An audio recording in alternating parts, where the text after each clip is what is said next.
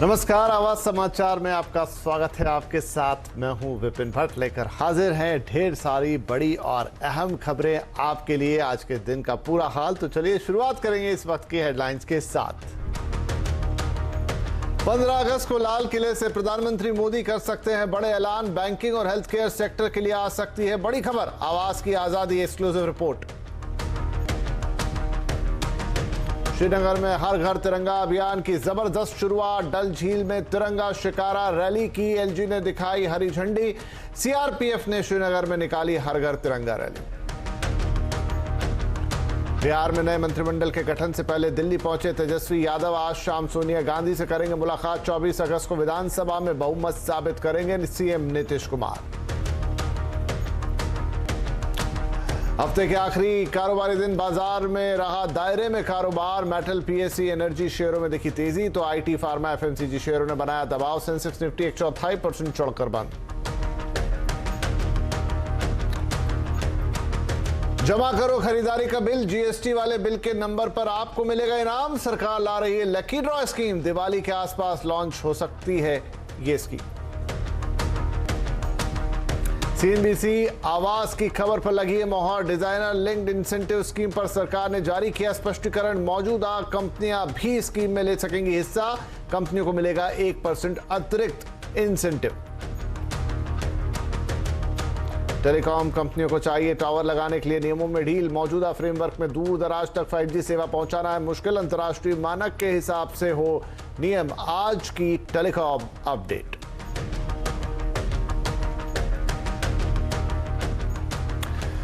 तो इन ढेर सारी खबरों के बीच एक महत्वपूर्ण खबर से, जो कि आवाज की रिपोर्टर एक्सक्लूसिव है, शुरुआत करेंगे। और वो ये है कि लाल किले की प्राचीर पर अब सबकी नजरें टिक गई हैं, क्योंकि 15 अगस्त को पूरा देश और इनफैक्ट दुनिया भी उम्मीद लगाए बैठे हैं कि प्रधानमंत्री मोदी कई बड़े ऐलान कर सकते हैं। हमारे पास कुछ एक्सक्लूसिव खबरें हैं।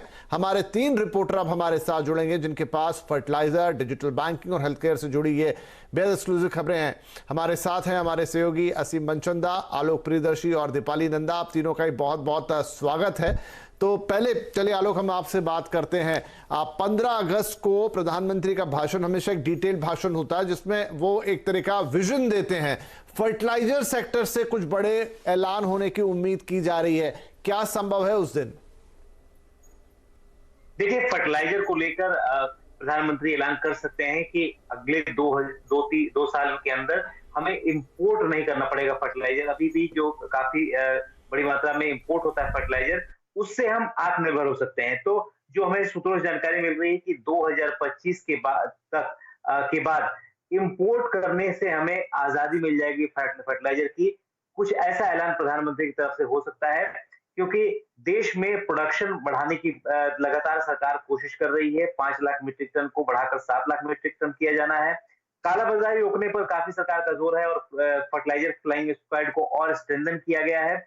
इसके साथ साथ जो जैविक खेती है उसको बढ़ाने के लिए भी सरकार काफी जोर लगा रही है। तो कुल मिलाकर कोशिश ये हो रही है कि जो फर्टिलाइजर इस वक्त इंपोर्ट हो रहा है, इस साल जो आकलन है 30 लाख मीट्रिक टन का इंपोर्ट करने का आकलन है, उसमें से करीब 16 लाख मीट्रिक टन इंपोर्ट हो चुका है। तो कोशिश यही कि अगले 2-3 सालों में जो फर्टिलाइजर प्रोडक्शन है, इसमें इतना आत्मनिर्भर बन जाए कि हमें विदेश से फर्टिलाइजर इंपोर्ट करने की जरूरत ना पड़े।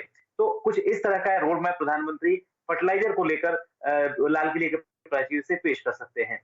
ये हो गई फर्टिलाइजर सेक्टर के लिए खबर, लेकिन बड़ी खबर आ सकती है डिजिटल बैंकिंग को लेकर। वैसे भी सरकार का काफी फोकस है कि बैंकिंग का जो डिजिटल साइट है उसको कैसे स्ट्रांग किया जाए। कई इसके लिए प्लान्स भी हैं। असीम हमारे साथ है। असीम, क्या इस लिहाज से कोई एक बड़ा ऐलान उस दिन हो सकता है? जी सही कहा आपने, एक बड़ा ऐलान आपको देखने को मिल सकता है। प्रधानमंत्री मोदी खुद डिजिटल savvy हैं और वो चाहते हैं कि जनता जो है वो भी डिजिटल savvy बने और डिजिटल क्रांति को लोगों तक पहुंचाया जाए। तो खास तौर पे सरकार फाइनेंशियल इंक्लूजन लोगों का करने की तैयारी कर रही है। उसमें एक बड़ा स्टेप होगा कि डिजिटल बैंकिंग लोगों तक पहुंचाई जाए। जो वित्त मंत्री है उन्होंने बजट में घोषणा की थी कि 75 जिलों के अंदर 75 डिजिटल बैंक जो है वो खोले जाएंगे। तो इनका काम जो है पूरा हो चुका है, इनकी तैयारी पूरी हो चुकी है। आरबीआई की तरफ से इनको क्लियरेंस जो है वो मिल चुकी है। तो प्रधानमंत्री मोदी जो है 15 अगस्त को इसकी घोषणा जो है वो कर सकते हैं। 15 निजी और जो सरकारी बैंक है इनके अंदर ये डिजिटल ब्रांचेस जो है वो खोली जा सकती है। इन ब्रांचेस के जरिए लोगों को सिखाया जा सकता है कि आप किस तरह से डिजिटली लेन-देन जो है वो कीजिए। पूरी तरह से पेपरलेस ये ब्रांचेस जो होंगी और इसके जरिए कामकाज करने की तैयारी जो है वो चल रही है। तो प्रधानमंत्री मोदी इसकी घोषणा जो है कर सकते हैं, उसके तुरंत बाद ही ये शुरू जो है इनकी ये बैंक्स जो है वो शुरू हो सकते हैं। चलिए, तो एक बड़ी खबर रहेगी उस लिहाज से। डिजिटल फ्रंट पर बहुत बड़ी क्रांति की यहाँ पर ऑलरेडी हम उस क्रांति के बीच हैं, लेकिन उसमें और आगे बढ़ने की बात होगी। दीपाली के पास चलते हैं। हेल्थ केयर एक बहुत बड़ा टॉपिक है और इस पर भी नजर सबकी रहती है। दीपाली, जो आपके पास एक्सक्लूसिव खबर है, क्या हेल्थ केयर सेक्टर को कोई सौगात मिल सकती है या इस क्षेत्र में हम कुछ बड़ा ऐलान होता देख सकते हैं 15 अगस्त को? देखिए, देश में अगर ओवरऑल हेल्थ केयर सेक्टर की बात करें तो हमने देखा कि पिछले 2 से 2.5 साल काफी चैलेंज से भरे रहे। जो एक हेल्थ क्राइसिस है कोविड के तौर पर देश और दुनिया ने देखा। अगर भारत की स्थिति की बात करें तो काफी हद तक उससे उभर पाया है, लेकिन मंकी पॉक्स को लेकर चिंता व्यक्त की जा रही है पूरे देश में। और इसी बीच ये काफी इंपॉर्टेंट संबोधन प्रधानमंत्री नरेंद्र मोदी का माना जा रहा है, जो वो लाल किले के प्राचीर से देंगे। और सोर्सेज से हमें एक्सक्लूसिव जानकारी मिल रही है कि जो फोकस रहेगा वो इस पर रहेगा कि जो लाइफ सेविंग ड्रग्स हैं या फिर जो लंबी बीमारी है उनके इलाज के लिए जिन दवाइयों का इस्तेमाल किया जाता है उनके दाम यहां पर घटाए जा सकते हैं या फिर रैशनलाइज करने का ऐलान प्रधानमंत्री अपने भाषण में कर सकते हैं। इसके अलावा मेडिकल टूरिज्म पर हम देख रहे हैं इस गवर्नमेंट का काफी फोकस, और पिछले 1 साल में कई सारी बातचीत भी इसके इर्द गिर्द हुई है। लेकिन अब सोर्सेस हमें बता रहे हैं कि इस संबोधन में मेडिकल टूरिज्म को बढ़ावा देने के लिए बाकायदा एक योजना का ऐलान किया जा सकता है। Heal in India and heal by India की थीम का इस्तेमाल करके एक नई पॉलिसी बनाने का भी अनाउंसमेंट प्रधानमंत्री अपने संबोधन में कर सकते हैं। जी, तो heal in India, heal by India, ये और उसके साथ कुछ अन्य स्वास्थ्य सेवाओं से जुड़े बड़े ऐलान हो सकते हैं। तो टेलीकॉम हो, फर्टिलाइजर हो, स्वास्थ्य सेवाएं हो, इन सब को लेकर उम्मीद की जा रही है कि लाल किले की प्राचीर से कुछ बड़ा सुनने को मिलेगा। बहुत शुक्रिया आप तीनों का ये एक्सक्लूसिव रिपोर्ट हम तक लाने के लिए। चलिए आगे बढ़ते हैं और अब हम बात करेंगे टेलीकॉम सेक्टर की। अपने खास सेगमेंट टेलीकॉम अपडेट में देश में 5G सेवाओं का इंतजार कर रहा है और बहुत जल्द सर्विस की शुरुआत भी होने जा रही है। लेकिन टेलीकॉम कंपनियों का कहना है कि दूर दराज तक नेटवर्क पहुंचाने के लिए टावर लगाने के नियमों में ढील देनी पड़ेगी। क्यों कह रही हैं कंपनियां ये मांग, और जानने के लिए देखिए असीम मनचंदा की ये रिपोर्ट।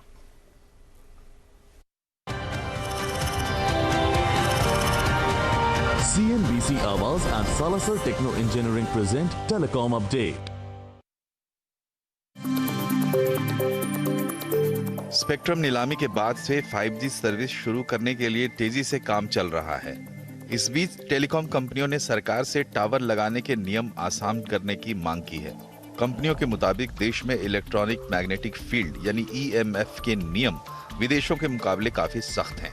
इन नियमों के तहत 2G, 3G और 4G सेवाएं देना संभव है, लेकिन दूर दराज के इलाकों में 5G सेवाएं पहुंचाने में परेशानी होगी। नियमों के चलते कंपनियों को 40% ज्यादा टावर लगाने पड़ेंगे। इससे उनकी लागत तो बढ़ेगी ही, उनका कार्बन फुटप्रिंट भी बढ़ेगा। कंपनियां चाहती हैं कि सरकार अंतर्राष्ट्रीय मानकों के मुताबिक नियमों को आसान करे। इंडस्ट्री के मुताबिक नियम आसान करने से स्वास्थ्य को नुकसान की कोई स्टडी भी सामने नहीं आई है। सरकार ने EMF नियम 2012 में बनाए थे, लेकिन तब से लेकर अब तक टेलीकॉम सेवाओं और टेक्नोलॉजी में काफी बदलाव आ चुका है। लेकिन जानकार मानते हैं कि सरकार के लिए नियमों में ढील देना इतना आसान नहीं होगा। Any revision of EMF norm from the existing level must be based on forensic study, and the existing norms didn't evolve overnight. There is a long history attached to it. Therefore, any revision has to be after interministerial committee study and report that the existing norms can be revised. It is only after such study by health expert consisting of various ministries the existing norms need to be lowered. Mobile टावरों को लेकर सरकार लगातार लोगों को जागरूक कर रही है, साथ ही उनकी चिंताओं को दूर भी कर रही है। ऐसे में इंडस्ट्री की मांग पर नियमों में ढील देना टेढ़ी खीर साबित हो सकता है। असीम मनचंदा, दिल्ली। और अब बात करेंगे हमारी खास पेशकश आजादी के अमृत महोत्सव की। आज हम बात कर रहे हैं देश के बैंकिंग सिस्टम की। भारतीय बैंकिंग ने इन 75 सालों में एक लंबा सफर तय किया है। पासबुक से लेकर यूपीआई तक हुए बदलाव से गुजरा इंडियन बैंकिंग सिस्टम इस वक्त दुनिया में अपनी एक अलग पहचान बना चुका है। आइए मेरे साथ ही देखते हैं भारतीय बैंकिंग के 75 सालों के शानदार सफर को।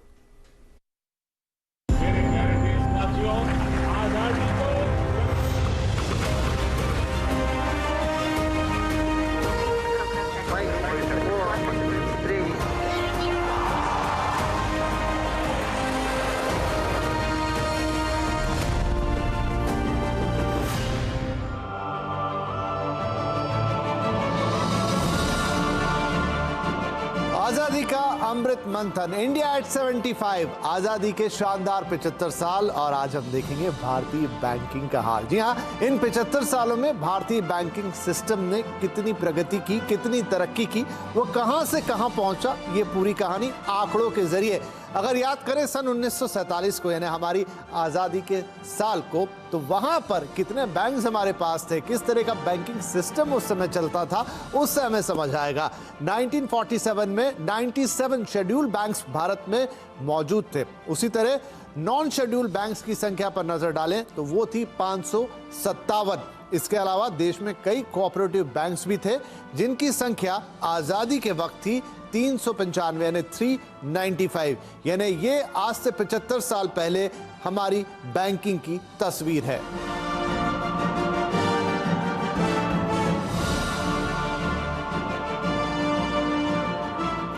आइए अब देखते हैं कि आज यानी सन 2022 में हमारा बैंकिंग सिस्टम कहां पहुंचा है, कितनी तरक्की की है इसने और ये कितना विशाल हो गया है।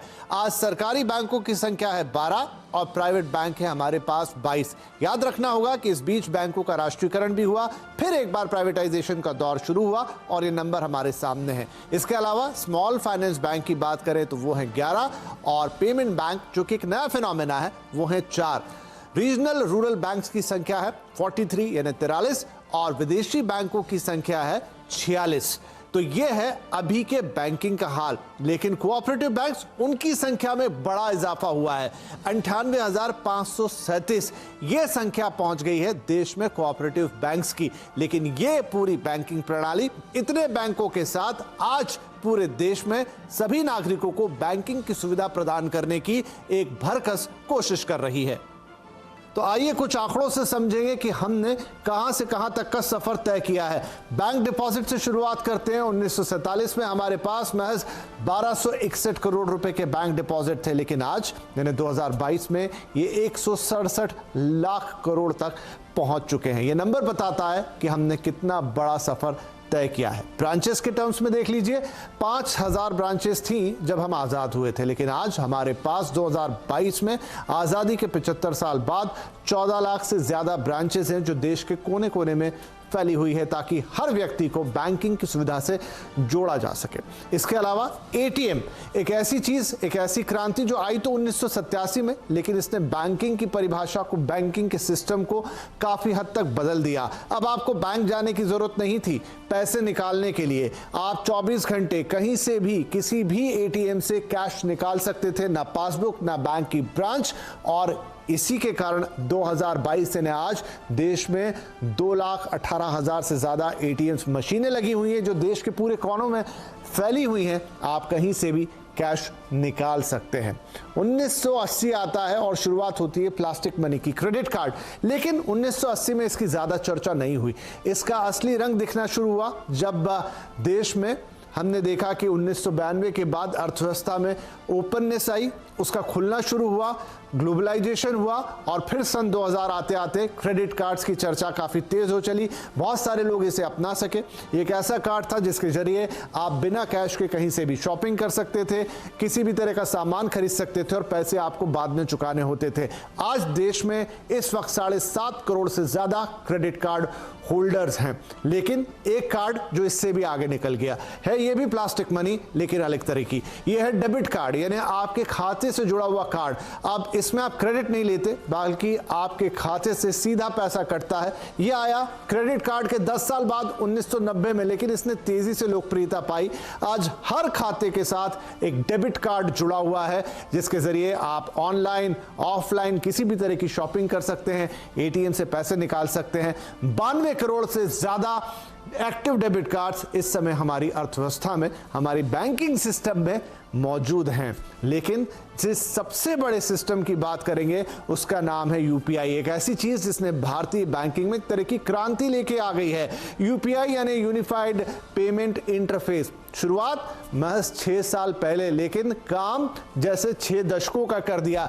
ऐसा नया सिस्टम कि आपके मोबाइल में ही एक ऐसा ऐप जिसके जरिए आप कोई बारकोड्स को स्कैन कीजिए, आप किसी को पैसे ट्रांसफर कीजिए, आप बैंक टू बैंक पैसे ट्रांसफर कीजिए, यानी पेमेंट का ऐसा तरीका जिसमें आपको कैश की जरूरत नहीं है, कार्ड की जरूरत नहीं है। 2016 में शुरुआत, आज की तारीख में 26 करोड़ से ज्यादा यूजर्स हैं आपके पास। कुछ और आंकड़े यूपीआई के हमें बताएंगे कि इसकी ताकत कितनी बड़ी है, आखिर ये कितने काम का है। 2016 में ट्रांजैक्शन की वैल्यू थी 90,000, यानी कुल 90,000 ट्रांजैक्शन हो रहे थे और 38 लाख उसकी मॉनिटरी वैल्यू थी। लेकिन अगर हम आज की बात करें यानी 2022 की, तो ट्रांजैक्शन की संख्या बढ़कर पहुंच गई है 586 करोड़ से ज्यादा और इसकी वैल्यू है 10,14,000 करोड़ से ज्यादा की। यानी आप समझिए कि अब यूपीआई पे हर दिन कितना पैसा इधर से उधर जा रहा है, इसने आपके और हमारे जीवन को कितना आसान बनाया है। और यही बताता है कि भारतीय बैंकिंग ने इन 75 सालों में बहुत लंबा सफर तय किया है। जाते जाते आपको यह भी बता दूं कि दुनिया के कई देश, कई विकसित देश हमसे ये सिस्टम मांग चुके हैं, कई अपना चुके हैं, कई और अपनाने जा रहे हैं। यानी भारतीय बैंकिंग का डंका पूरी दुनिया में बज रहा है और यही उम्मीद करते हैं ये इसी तरह तरक्की का सफर जारी रखेगी। जय हिंद।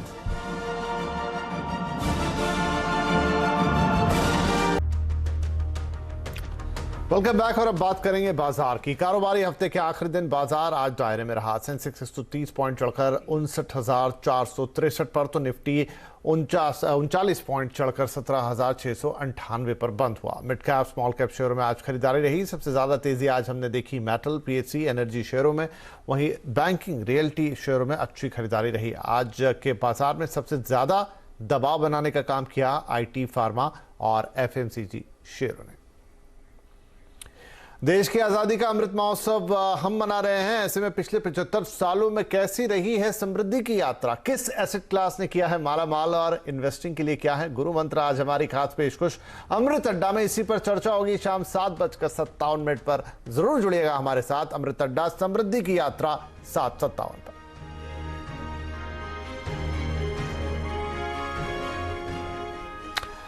तो आजादी के 75 साल पूरे हो रहे हैं। लंबे वक्त से इस मौके का इंतजार था। इन 75 सालों में देश ने तरक्की और कामयाबी का एक लंबा सफर तय किया है। देश के इस विकास यात्रा के कई पड़ाव रहे हैं और कई चीजें ऐसी रही हैं।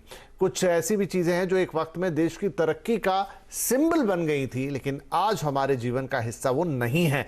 हमारी नॉस्टैल्जिया सीरीज में हम कुछ ऐसी ही चीजों और उनकी यादों को ताजा कर रहे हैं। आज याद करेंगे बुलंद भारत की बुलंद तस्वीर बनाने वाले बजाज के स्कूटर चेतक की।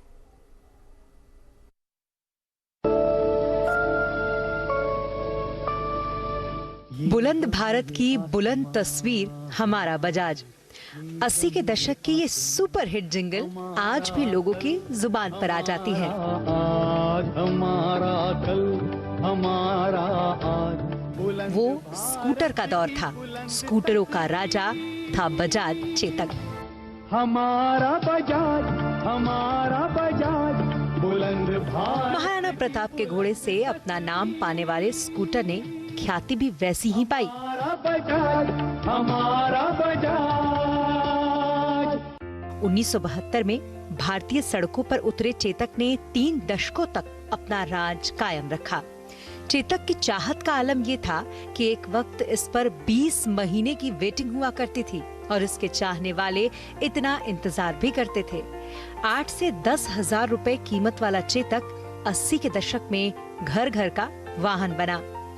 लेकिन 90 के दशक में भारत में मोटरसाइकिल क्रांति हुई और चेतक को कड़ी टक्कर मिली। इस दौरान काइनेटिक होंडा जैसे ऑटोमेटिक स्कूटर भी बाजार में लोकप्रिय हो चले थे। यही वक्त था जब हैंड गियर और पुराने हो चुके डिजाइन वाले चेतक का दम फूलने सा लगा। नई शताब्दी में टू व्हीलर मार्केट तेजी से बदला और एक्टिवा जैसे ऑटोमेटिक स्कूटर बाजार में छा गए। अब चेतक के लिए रेस में टिके रह पाना बहुत मुश्किल हो चला था और 2005 आते आते कंपनी ने इसका प्रोडक्शन ही बंद कर दिया।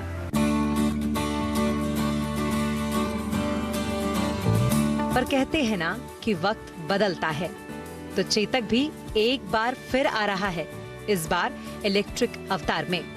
पर बजाज का ये चेतक क्या अपने पुराने करिश्मे को दोहरा पाएगा, ये भी वक्त ही बताएगा। हमारा कल